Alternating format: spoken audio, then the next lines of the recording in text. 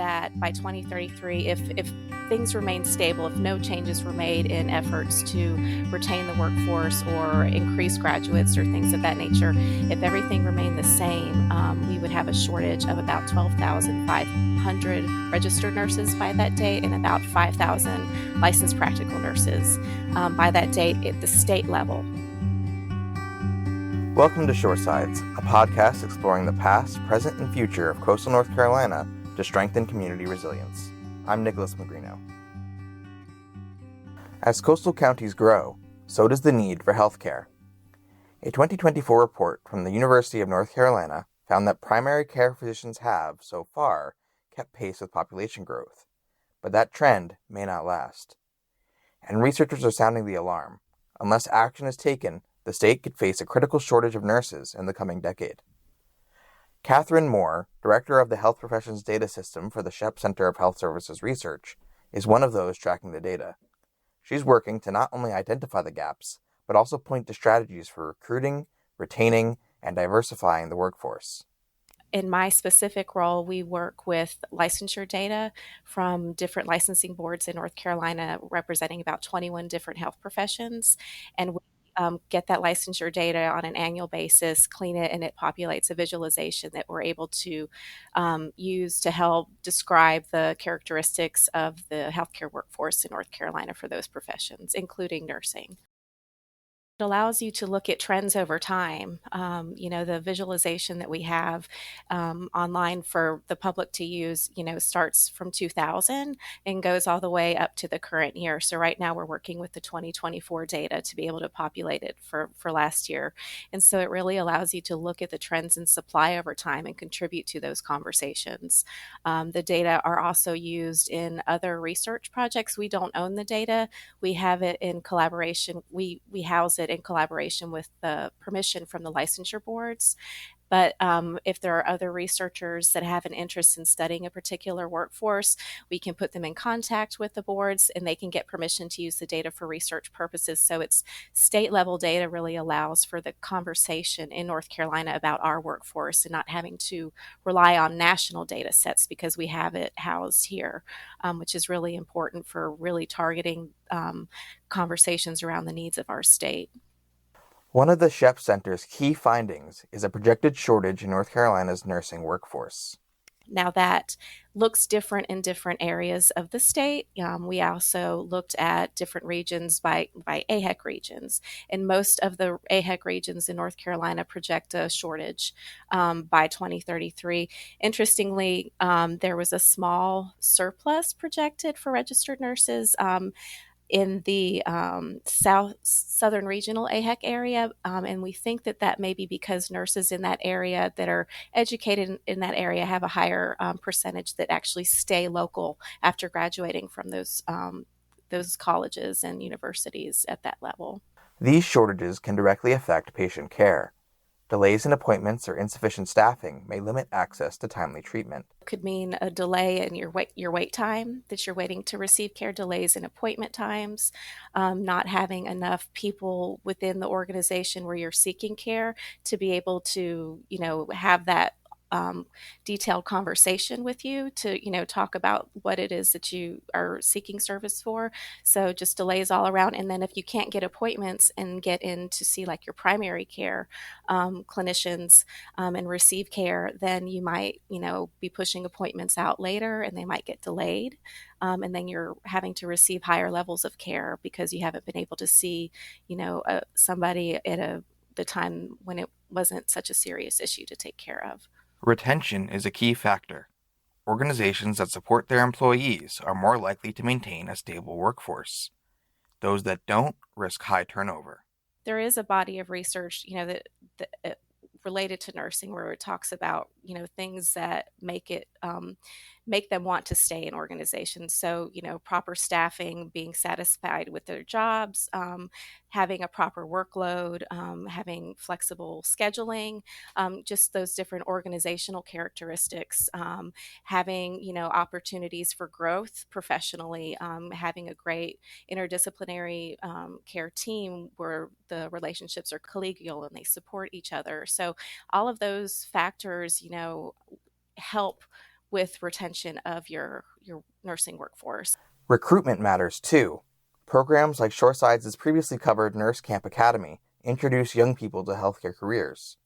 Residency programs help recent graduates transition into the workforce.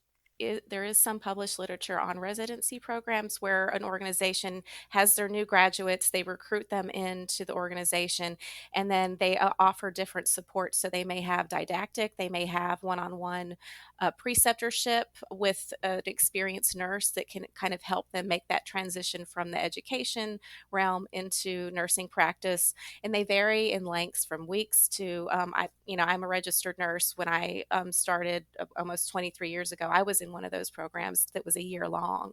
And, there was didactic. You got to float to the different areas of the organization where you would maybe be pulled into for a staffing shortage issue. So you were at least, you knew the staff there, you had some exposure to the unit. And those types of programs, some of them do follow up to see if they retain their nurses, and you have a higher likelihood of retaining those new nurses when you give them that extra support, especially during that first year after they're out of school. Another area that the data is showing shortages in is in the racial diversity of the state's healthcare workforce. According to Moore, though, the data is also demonstrating that work is being done to help the racial makeup of North Carolina healthcare reflective of its overall population. Nursing is predominantly Caucasian. And and I think in on our visualization tool for registered nurses, I think we have about 16% of registered nurses in North Carolina are within that underrepresented minority group. So your African American, Hispanic, American Indian, about 16% of the registered nurse population in active practice is in that group.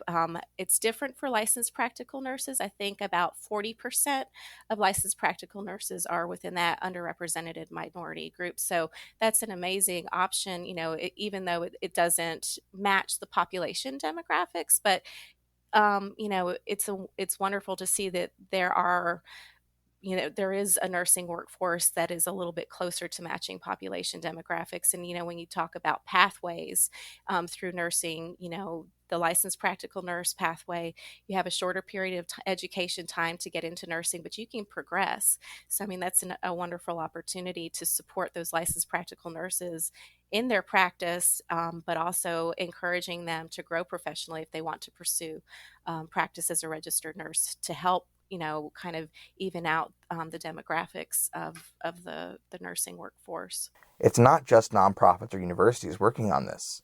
The state government is also making investments. The state is actually doing a lot of work to expand their nursing programs, and there's actually been money appropriated by the General Assembly to the community colleges and to the North Carolina UNC system itself to expand programs. And you would have to speak to those individual colleges and universities as far as if their expansion program has targeted pathways to, directly recruit some of those different demographics. One pathway that I am aware of is trying to target U.S. military, so your military veterans that maybe were prepared, in a medical pathway within their service time, but they leave and they want to pursue a nursing degree. It works with them to give them some credit towards their nursing degree for their service and the skill set that they have. So UNCG actually has a Veterans Access Program that's been in place for quite a while, and I do know that there are other programs that are pursuing that. Right now as well. Moore feels that a more diverse workforce helps healthcare professionals relate to their patients more strongly, which makes their care more effective. To meet the needs of the population so you can relate to the population that you're serving. People from different backgrounds have different perspectives on healthcare. And so the more diverse you have of a healthcare workforce, the better able and prepared that workforce is to be able to relate to the patients that they're serving. Moore believes the state has what it takes to avoid a healthcare crisis, but only if it commits to both expanding and retaining its workforce. I think that we have a great opportunity to do some work that'll be difficult to do to improve the available workforce and the use of that workforce to meet the needs. In 2022, that February, Dr. Erin Frere, who is our program director, she presented that information to a joint legislative committee on healthcare and Medicaid expansion. So the General Assembly heard this information. And after that, they commissioned a report from the community college system and the UNC system to investigate what it would take to increase the number of nursing graduates from North Carolina organizations by 50%. So that report was submitted in 2023. And then that legislative session, the General Assembly appropriated a lot of money towards community colleges and the UNC system to help expand the nursing programs. They some of the money was to increase faculty salaries. So I think that new faculty salaries could be increased by about 10%, and then existing faculty could get up to 15% increase. And then they also had funds that the systems themselves could allocate to their community colleges or to the constituent institutions of the UNC system, and UNC chose to focus on nursing programs.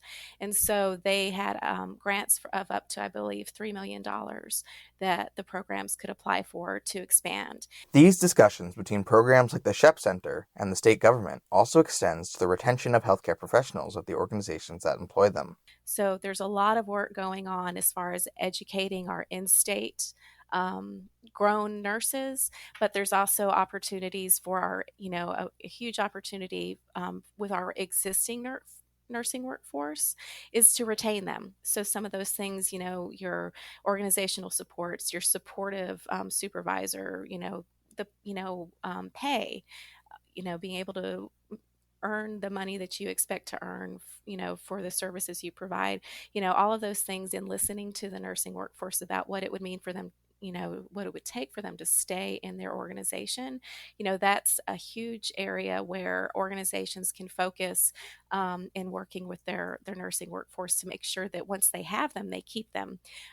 The North Carolina Center on the Workforce for Health has a initiative. It's their Health Talent Alliance, and they've surveyed organizations, and they have a dashboard that's out right now. And they looked at that, and in surveying the organization employers, and they talked about they have a churn rate. So their turnover rate with those organizations is like 50%. So you have a workforce, but they're not staying in place. They may be moving within the organization, or they may be going to different ones that they feel will meet whatever their needs are. And so there's a lot of opportunity to focus on retaining that workforce while this work is going on to increase the number of North Carolina educated nurses. The work is being done to shepherd a new generation of healthcare professionals in North Carolina.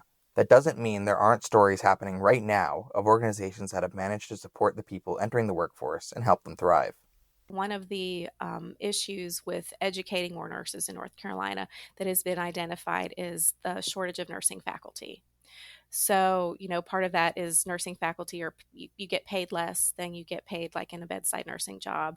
And, there are other benefits to being a nursing faculty member. You can have a little bit more flexible schedule. You get to contribute to the profession, but there is a shortage of nursing faculty in organizations, and there is actually an effort with the North Carolina AHEC that's a clinical instructor program that has been in place for a while. And the Institute of Medicine report actually has a highlight on that. And what that does is it partners healthcare organizations with nursing programs. And so a nurse that's working in an organization gets some education on teaching and how to teach, nursing students, but then some of their time is paid to be a clinical faculty. So they get to take students on their clinical rotations. But that's something in place that's going to help broaden the number of students that are able to go into clinicals, which is a piece of the nursing education that's required. And it also exposes nurses who are working in organizations to the opportunity to teach, and hopefully helps with that pipeline of nursing faculty that can, again, just have that, return on investment with having more students be able to be taught and then graduate from nursing programs. The data may be sobering, but it also shows a roadmap forward. and Moore believes North Carolina is rising to the challenge. North Carolina is doing amazing work on looking at what we can do within our education institutions to increase the number of nurses in the state. Um, but we really do have that opportunity once we have them to retain them, and I think that that is something I would like to see more reporting on, hearing those success stories of what organizations are doing to retain their nurses and what's successful versus what they've tried and isn't, and so we can start to have the conversation around best practices, because those pieces both are needed to be able to support a workforce that is for health for North Carolina.